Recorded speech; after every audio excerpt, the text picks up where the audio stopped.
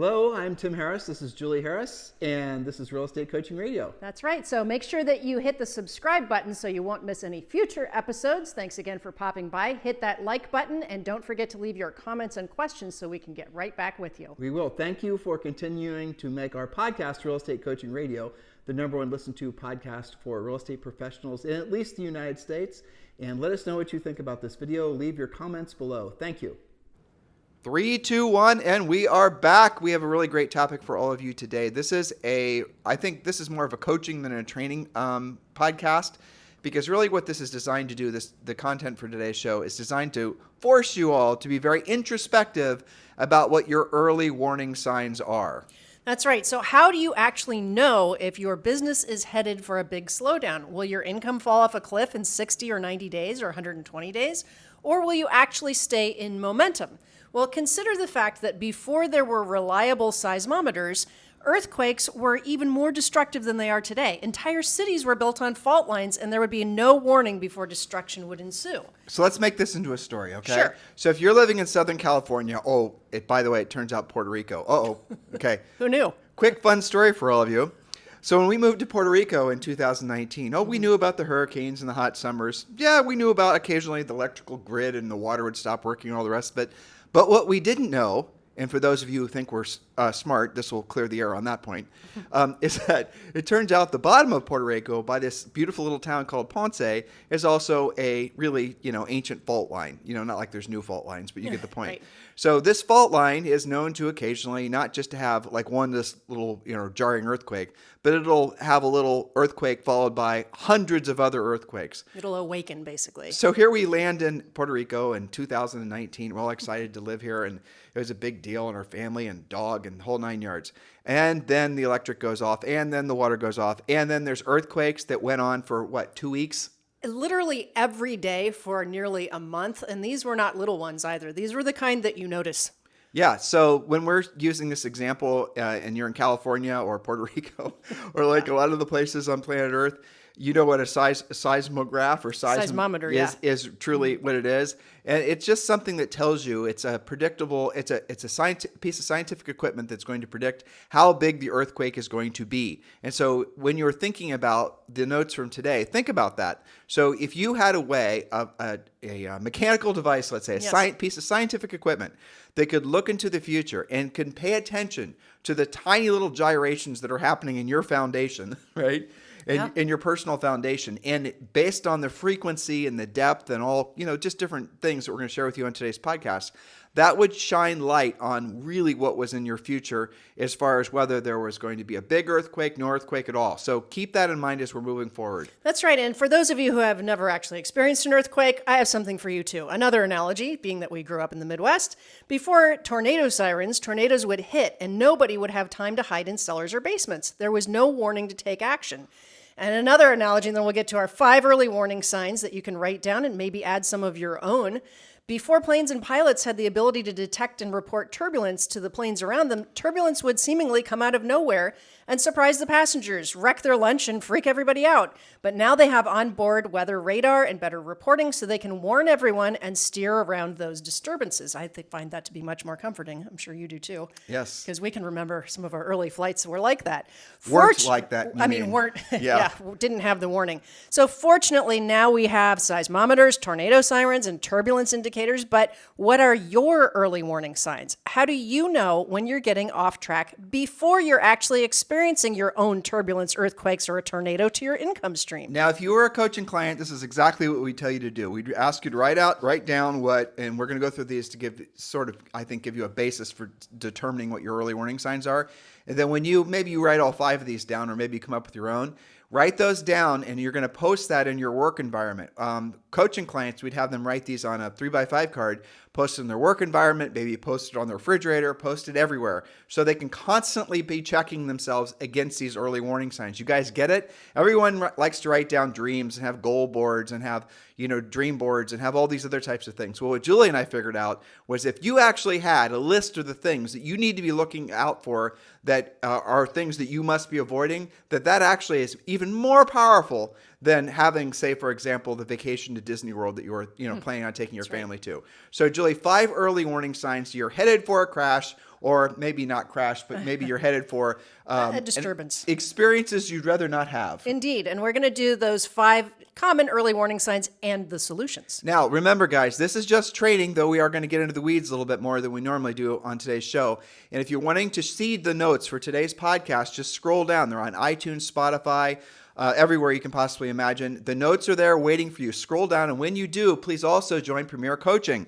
We have thousands of agents that join Premier Coaching every single year. Now, why are so many agents joining Premier Coaching? Because the next natural step in your real estate career, it is the real estate community that you want to be part of as we, frankly, enter into this new real estate market even deeper, because we're going to be in this cycle for a long time, and you might as well be locked into other people that are on the same sojourn as you who are following a proven path to success because of this market. So scroll down, click the link to join Premier Coaching, and it's 100% for free, and you do have immediate 30-day access to all of Premier Coaching, including a daily semi-private coaching call with a Harris certified coach. So go ahead and do that now, and yeah, that is your next natural step. All right, Julie, 5 early warning signs. Early warning sign number 1 you might experience when or if you've started to blame everyone and everything for your lack of momentum. The market conditions, your broker, lack of inventory, higher interest rates, or what party's in office, or for some of you, unfortunately, you might be using all of those. So here's the solution.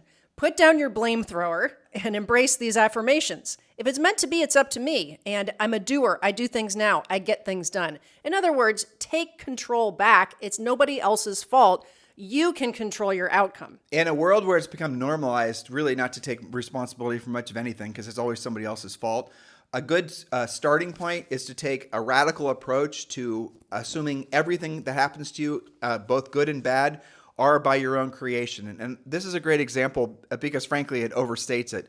But let's say, for example, you're driving your car to a parking lot. Every time I tell this story, I always remember the parking lot in Georgetown where the Starbucks was. Yes. You know, it's exactly, when I tell this story, it's immediately what I visualize, because that parking lot was really poorly designed. Very poorly designed. Yeah. So anyway, so you park your car someplace safely, nobody else is around. There's no real reason to believe that you're going to have any sort of incident with any other fellow Starbucks customer. So you go in and you get your latte, you come out, and sure enough, some lady or some guy, doesn't matter, has hit your car. So something has brought your car, their car together. And how do you immediately feel? You feel like a victim. You feel angry. You feel, how does this idiot possibly have hit my car? In other words, your mindset is now going towards a place where you are out of control, where there's somebody else to blame. But a real, essentially, if you're taking ultimate responsibility for your mindset with regards to not ever, firing up your blame thrower, would be to simply say, and I know this is overstating it, but it does make the point. I went to Starbucks when I went to Starbucks. I chose to park here. I chose to, everything that led to the incident of the person hitting your car was your choice. So nothing happened to you. Your series of choices led to you where you are. And that is true with every aspect of your life. And I know that is very uncomfortable for a lot of you to wrap your minds around, that your situations are of your own creation. And maybe in some cases they're not. Okay, so I get that there's exceptions, but it's a good place to start with the assumption that every single thing that you're experiencing, both good and bad, are by your own, as a result of a series of choices that you've made in the past.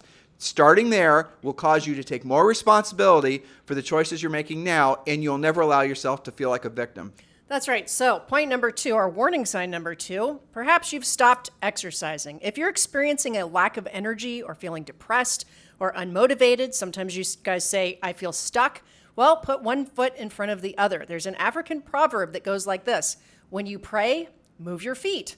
So here's the solution. Get back to exercising, but make it even better for your business. Join Orange Theory, Zumba, CrossFit, or form a walking club in your neighborhood.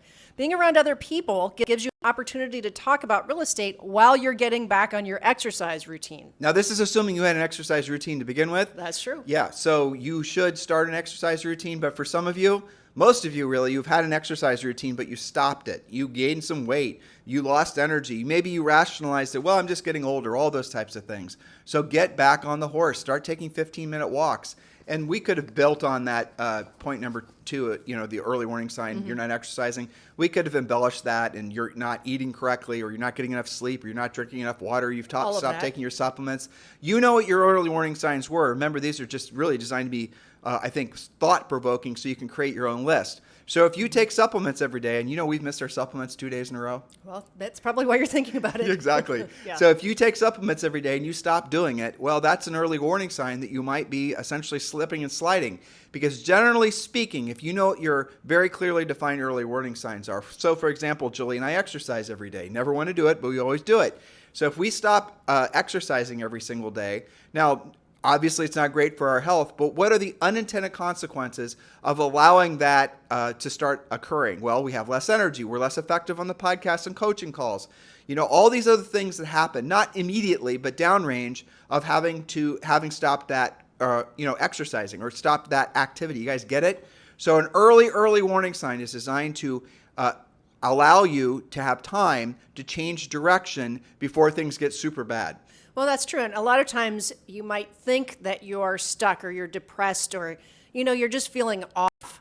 And you can start with one of our previous points, start blaming other things or, whatever's going on. When in fact, the real reason is because you stopped exercising, your energy is low, and you're starting to feel depressed and get stuck. So you see how this can be a spiral. And that's why, unfortunately, we don't come with our own seismometers installed.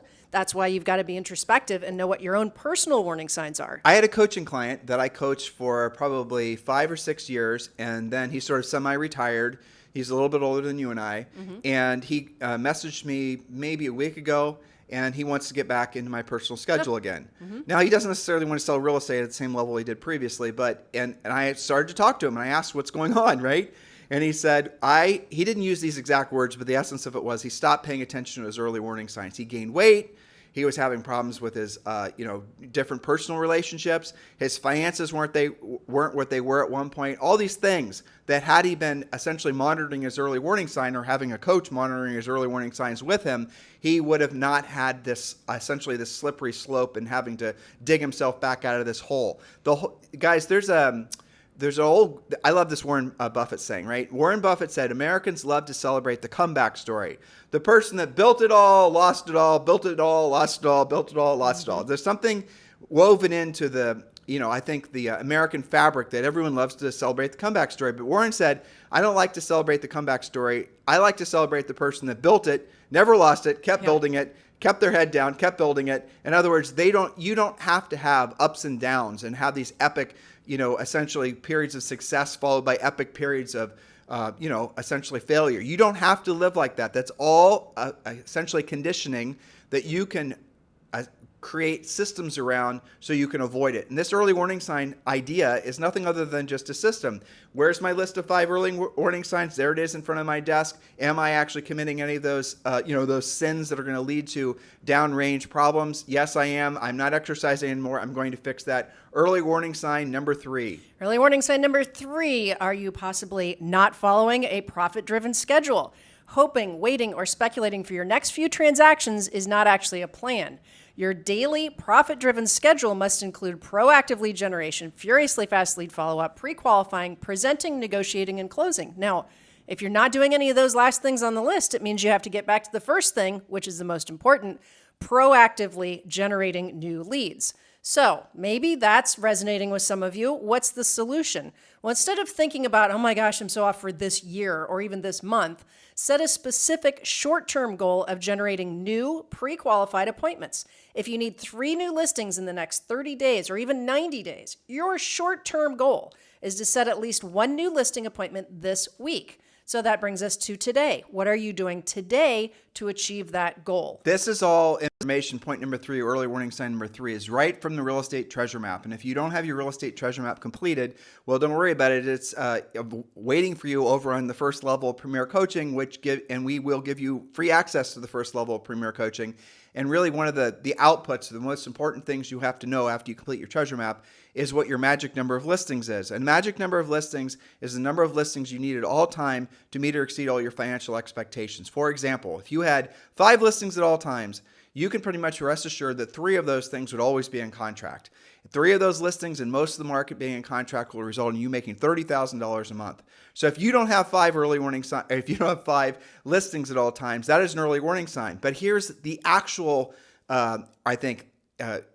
initial rumble. You need to be making 5 contacts to sellers every single day if you're supposed to have 5 active listings at all times. If you make, 5 times 5 times 4, you're going to be making 100 contacts a month, and you most assuredly will stay over at, you'll be at least 5 active listings at all times. So that is all math. It is all proven. It is all, essentially waiting there for you to self-discover when you join Premier Coaching. The link is down below in the show description, or you can just go to premiercoaching.com. Point number 4. Point number 4, your next warning sign, the overconsumption of negative news. You could probably say any news, really, because most It's of it's all negative, negative, right? right. Association with negative people or incessantly doom scrolling.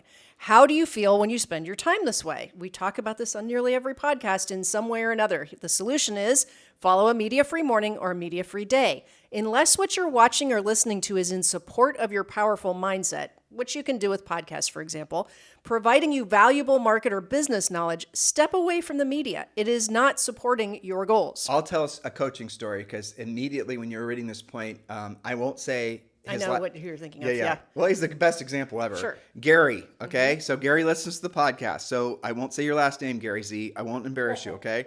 So here's the thing about Gary. He is one of the most clever, smart, industrious agents that I've ever personally coached. But here he would earn a lot of money, and he would be very successful, and he had great energy, enthusiasm. He was great to talk to, just really a nice, everyone loves Gary, okay? Now, occasionally, Gary would show up to a coaching call or just a between coaching call message, and he would be very negative. It was like a complete opposite person. He was almost like, bipolar. It was, I thought maybe he had a medical problem or something. And so I started, focusing on, okay, what's wrong with Gary? Let's figure this out. Why is Gary sometimes, the best agent ever, and then other times he's not? Well, it all was tied to the media that he was consuming.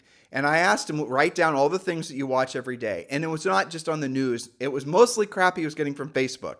He belonged to all these essentially doomsday scenario Facebook groups. And they're always looking for it's not just the alien invasion, but the aliens invasion that, are the ones that love to eat humans, just the worst stuff. Very specific. Right. Very specific. And it's all about government conspiracies and, just politics and just all this stuff. So what Gary would do is when he started to consume even a little bit of that stuff, it would change everything about him. He would talk slower. His energy level would be terrible. He would do no lead generation. He would have virtually no money coming in. He would write off past performance, in other words, his savings and rental income. Maybe he would do a flip, but he would completely unplug from the successful Gary. So he was doing what Warren Buffett would have advised him not to do. He was going from, boom to bust, boom to bust, boom to bust. And when I would coax him out of the media and get him to be media free, he would it wasn't right away, listeners. It was usually like a week, sometimes 2 weeks. He'd bounce back to the person that he was. Now, I'm not assuming that he went cold turkey like, frankly, he told me he was. I assume he was still, dripping some of it into his system, right? Mm-hmm. But what really does go to show, and you'll experience this as well, if you're watching a lot of negative news, you might not even say, well, it's negative, it's just informing what's going on in the world. You test that theory. Completely go media free.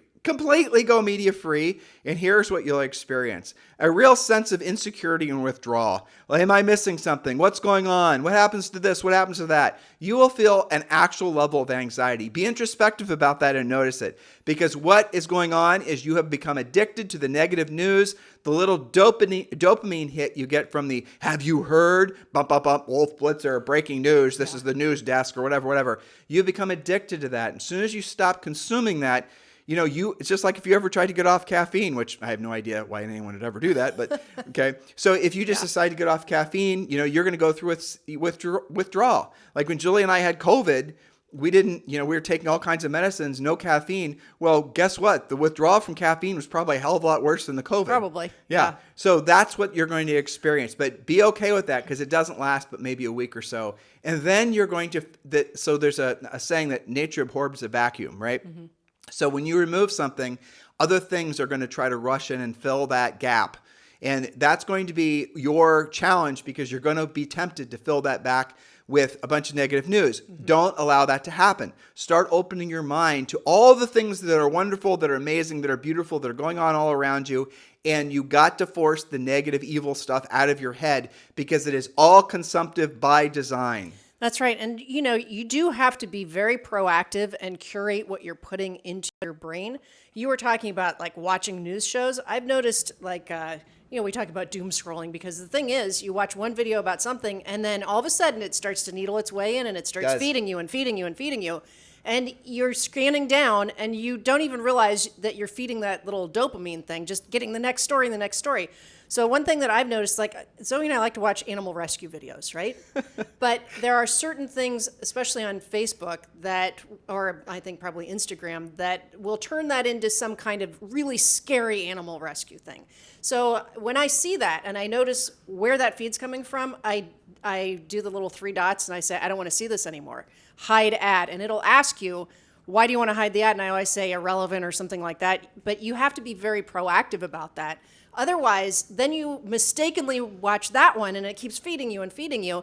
And then all of a sudden, not only is your hour shot, but you're also feeling terrible. Well, I was going to watch, I was, looking through different sections in Netflix last night. Now, media free, guys, I mean literally like the news and whatnot. And I was attracted to the dystopian section. And I was thinking about watching The Road by, what was the author's name, McCormick, which is pretty much the most darkest dystopian movie you can possibly imagine. Don't do it. Yeah, and then you made fun of me, and I stopped myself. We ended up watching Titanic. But Zoe couldn't make it. Zoe wouldn't let us watch the Titanic because someone warned her that the ship goes down. So as soon but look at her filter, though. Right. So as soon as the movie was about maybe 30 minutes in, she goes, this little 9-year-old, she goes, I'm out. She got up and walked away. Yeah, she did. She goes, I'm not sticking around watching that ship go down. Okay, fine. Yeah, Movie's she'd over. rather be drawing. So there's a lesson in that. We already covered the last one, which is number 5, warning sign. You're not making enough contact with people to transact. Are you conflict avoiding, contact avoiding, and hiding out from potential business? Some of you have decided that there's not enough business, so you're not going to go after it. So I'll give you guys some other suggested early warning signs that you might want to consider.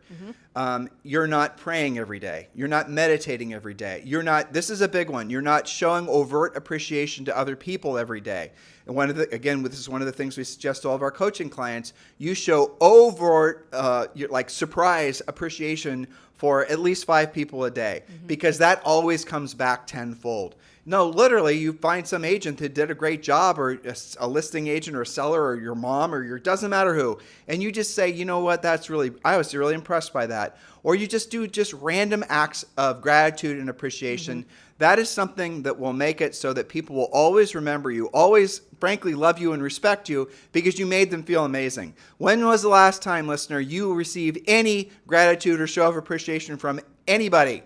But that's no excuse to not do it yourself. But that's what most people say. They do. They'll say, why should I show it if nobody's showing that to me? Exactly. Because they're not showing it to you because you're not showing it to them. And if you start showing it to them, you'll start getting that back. Not just in the terms of nice compliments, but you also get in the terms of people wanting to support your business through referrals. That's true. And, it's funny. I was just having this flashback to having that feeling, especially when you're cranking a lot of deals and you get stuck in the inspection drama and this and that, and there's stress all the time because people are moving. You guys know how it goes. And I will never forget when we were doing one of our bigger deals. Remember Rich and Joan? Of course. And there was a lot to their transactions. It was very complicated. And I always had like this feeling that, gosh, I don't know whether they really like me. It always seems like I'm bringing something to them that causes them stress. They were relocating, all these things. And I'll never forget the day before closing, we were doing the walkthrough, and Rich puts his arm around me, and I'm like, okay, what's the deal with this? He goes, I just want you to know how much I appreciate all of your hard work. Yeah. And I almost cried because it had been a very stressful deal for me. And I reflect on that as that was him showing appreciation, even though I wasn't feeling appreciated. Remember, when you guys go through your stressful deals, you got to think about what they're going through. That doesn't mean they don't appreciate you. You give it to them. So other early warning signs might be like maybe you're not, frankly, looking very good. Maybe you stop combing your hair. Maybe you have allowed yourself to gain weight. Maybe you're wearing clothes that looked great 15 years ago. Maybe you're not wearing, makeup every day. I don't know. Whatever it is. No, it's right? true. Look to see if you're actually allowing yourself to slip in any meaningful way. Write the things down that you suspect that you have to be monitoring of yourself.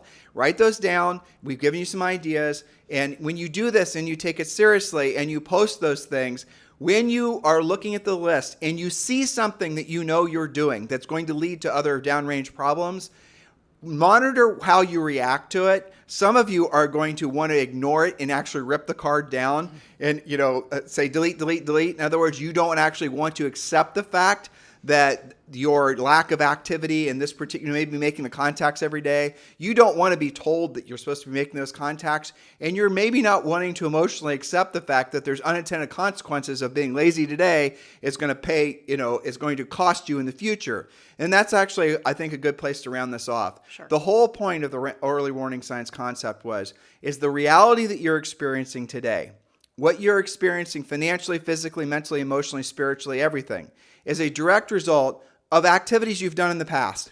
So if there's aspects of your life right now that you don't like, it's because the past version of you wasn't willing to make the contacts every day, wasn't willing to go to the gym every day, wasn't willing to, whatever, right? So you can, and I don't care how old you are, young or old, does not matter.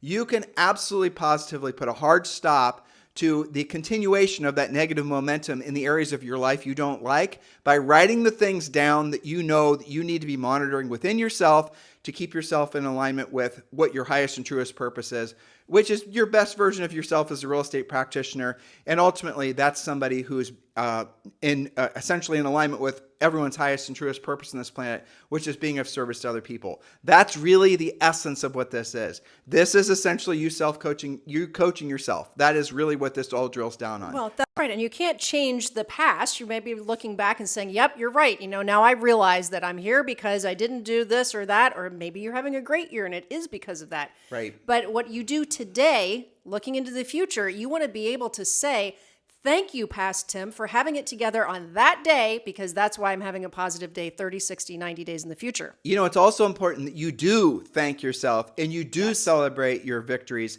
and you do acknowledge the fact, like Julie and I went out to our first date night in a long time last Friday, and we basically were thanking past versions of ourselves for getting us at that table, having that nice little Italian dinner, and all these things, all the things that we've been doing over the last years and years and years are leading us to the point. You guys get the point. You have things like that in your life as well. And if there's any facet of your life and any of the major categories that most people will agree are the most important, spiritual, physical, family, educational, financial, if there's anything in any of those categories that are not truly representative of the person that you really can be and want to be, it's okay. Write those things down. Like, for example, that you maybe have, I'll always lean into the weight thing because it's the easiest thing for everyone to understand because most everyone needs to lose some weight. Well, if you don't like the way you physically look and feel, that's a result of you maybe not having the, focus on exercise and focus on, you guys get it, in the past. And there's interesting studies that you guys have probably heard this too, that most people gain approximately 2 pounds per year. Yeah, and so I read that too. If you don't 2 pounds, big deal, right? You can barely notice It's something like from the time you're 25 on, it's between 1 and 2 pounds a year. And so you can see how that compounds. Exactly. Because you're not then losing that, you're adding on and adding on. So that's negative compounding, right? But you can also, financially, you can use compounding interest to your benefit. You guys get the concept here. Write the things down that are your early warning signs. Post those pictures if you're in our coaching program on the private Facebook members group. If you're on Instagram, post some pictures. Take this seriously. This can be life-changing for many of you. In the meantime, thank you for all the 5-star reviews on iTunes. If you've not yet given us a 5-star review on iTunes, well, you know what to do. Just pop over to iTunes, 5 stars, not 4 or 5, and then leave a comment about why you love today's podcast. Have a fantastic day. We'll talk with you on the show tomorrow. Hello, thank you for having watched this video. Please remember to subscribe to our YouTube channel. That's right. And don't forget to hit that like button, leave your comments and questions below, and we will get right back with you. Thank you for watching this video. And remember to watch the next one. You're going to love that one.